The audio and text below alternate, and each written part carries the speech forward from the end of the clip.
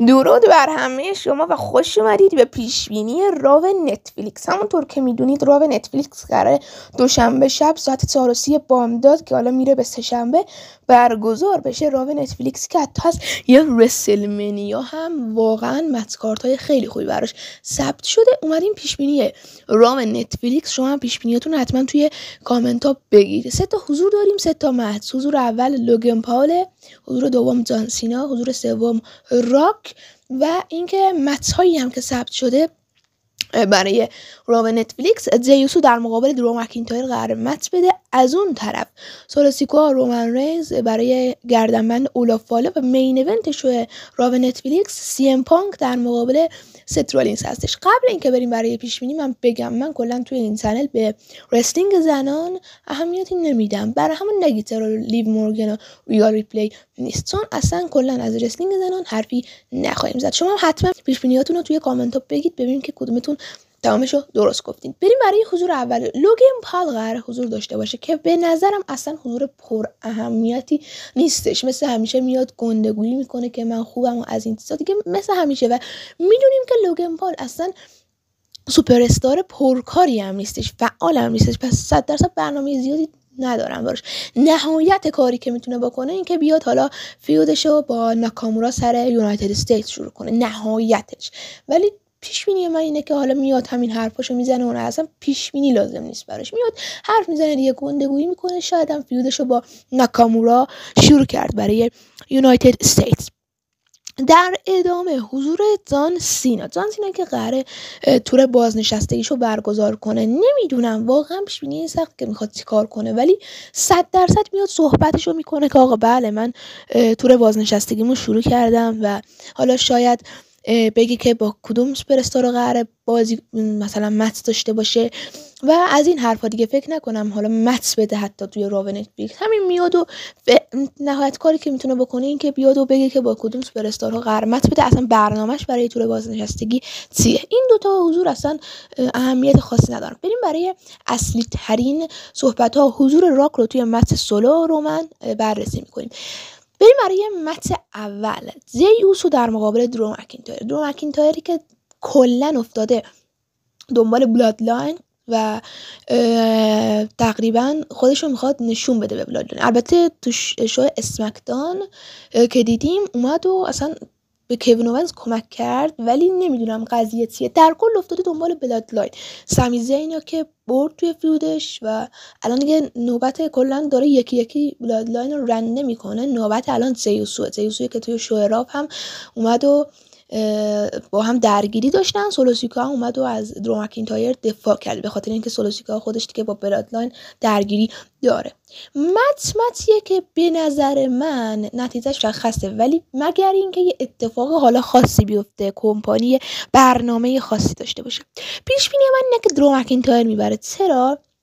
احساس میکنم کمپانی هدفش اینه که سولوسیکا و رومن رینز توی همین راو نتفلیکس فیودشون رو تموم کنن، درو مکینتایر یکی یکی بلادلاین رو شکست بده و بکشه کارش به رومن رینز و در نهایت فیودش رو با رومن رینز شروع کنه.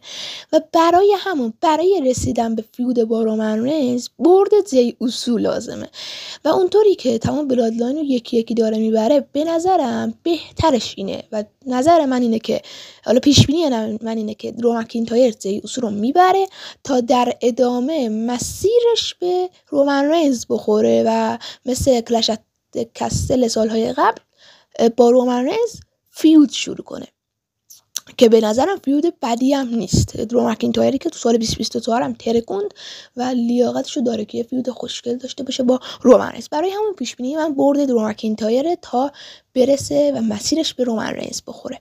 متس بعدی که هستش این ایونت شو راو نتفلیکس سی ام پانک در مقابل ست رولینز. متسی که همه میگن اصلا خیلی سخته پیش بینیش ولی اگر برگزار بشه واقعا سخت پیش بینی. هیچ کسی نمیتونه بگه که ست رولینز میبره یا سی ام پانک.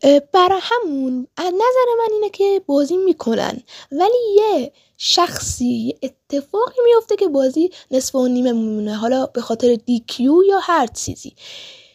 بهتره که متن نصف و نیمه بمونه، نه سی ام پانک ببره نه ست رولینز، چون فیود واقعا فیود خیلی خوشگل و تر و تمیزیه، برای همون اینکه تو همون رابط نتفلیکس هم باشه یکم بده. برای همون به نظرم اینکه این بس نصف و نیمه بمونه و فیودشون کشش بیشتر باشه به نظرم بهتره.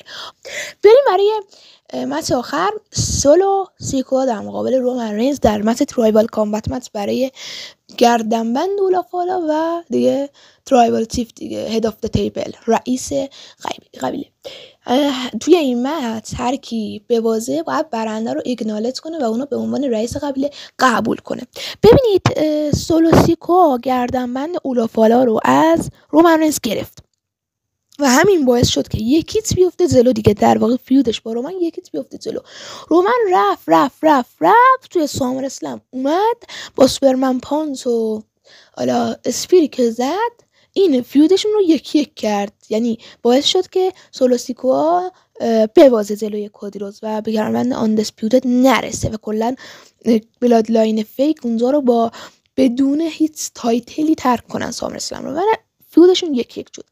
اینجا در راب نتفلیکس جاییه که دیگه برنده فیود رومن رینز و سولو سیکوا مشخص میشه.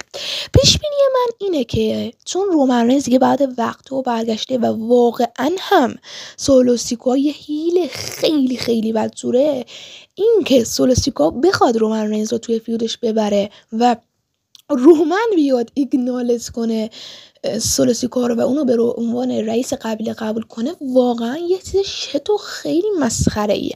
پس پیش بینی من اینه که رومن رینز مچ با سولو سیکوا رو برنده میشه و گردنبند اولافالا رو میگیره. پس پیش بینی من اینه که بعد مچ هم بدون دخالت، خود سولو سیکوا گفت که بیا بدون دخالت مچ بدیم. حالا باورش یکم سخته که بدون دخالت باشه، ولی به نظر من رومن رینز گردنبند اولافالا رو میگیره و در نهایت سولو سیکوا. اما ببینید میرسیم به بخش خیلی جالب، بخشی که خیلی جالبه. رومن رینز پیش بینی منو فقط داشته باشه که پیش بینی من اینه، حالا پیش بینی شما رو نمیدونم. پیش بینی من اینه که رومن رینز سولو سیکوا رو تو مچ میبره و گردنبند اولافالا رو میگیره.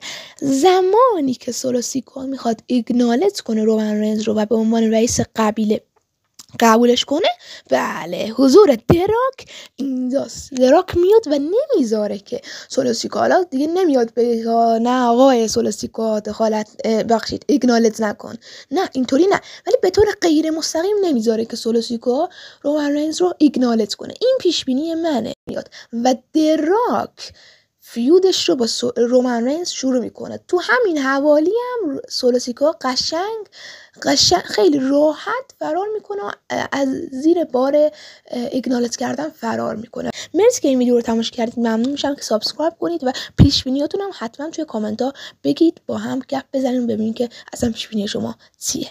دمتون گرم. خداحافظ.